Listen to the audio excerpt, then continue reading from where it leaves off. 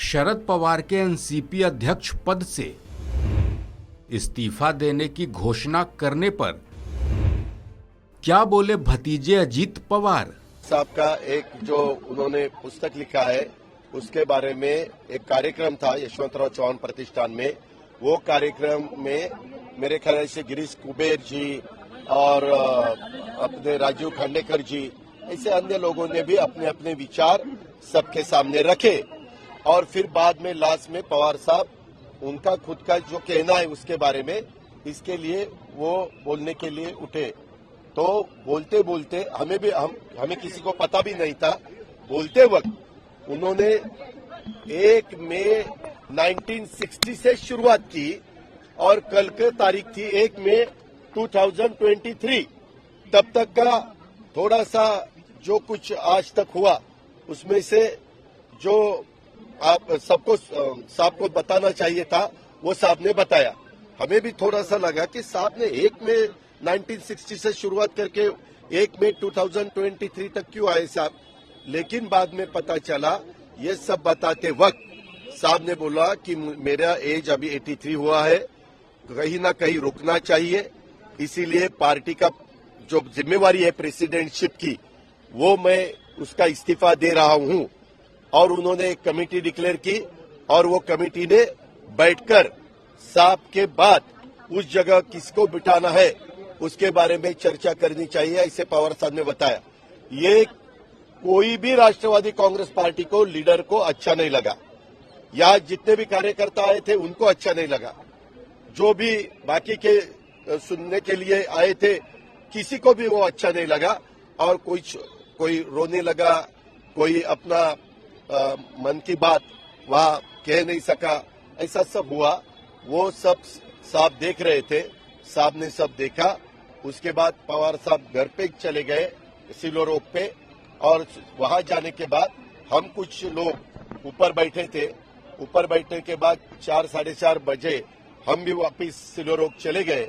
वहां भी 15-20 लीडर लोग बैठे थे और सबने साहब को बताया कि साहब कार्यकर्ता बहुत नाराज हुआ है। कार्यकर्ता को कहना है कि आप प्रेसिडेंट रहो और एक्टिंग प्रेसिडेंट किसी को बनाओ, यानी कार्याध्यक्ष बनाओ और वो काम करेंगे, आप उसको आशीर्वाद देंगे, पार्टी का भी काम चलेगा।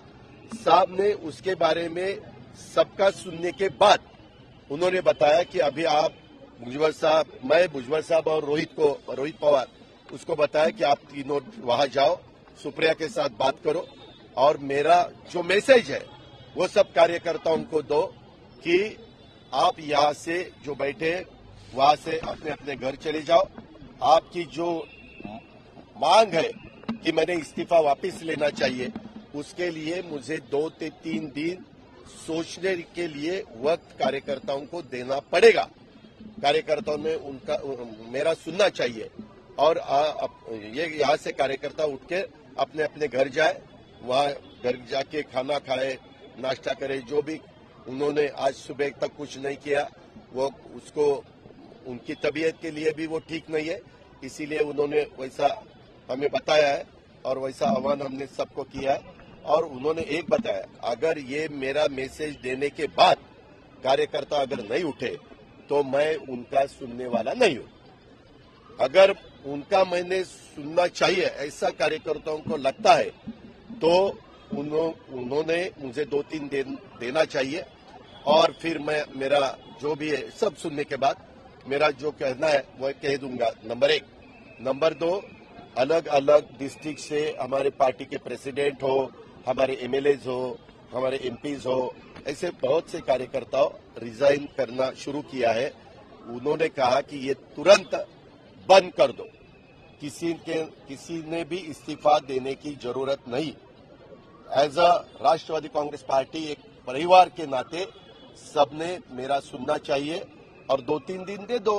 मैंने भी सबके सामने ये रखते हुए मैंने खुद ने 7-8 दिन सोचा और सोचने के बाद मैंने वो मेरी मन की बात लोगों के सामने, कार्यकर्ताओं के सामने रखी है। इसीलिए ऐसा रिएक्शन आएगा ऐसा मुझे लगा नहीं, लेकिन अभी वो सब मैंने देखा है इसीलिए 2-3 दिन लेकिन रुकना चाहिए, उनको फुर्सत देनी चाहिए, उनको वक्त देना चाहिए। उसके बाद वो सबका सुनकर ठीक तरह से डिसीजन देंगे।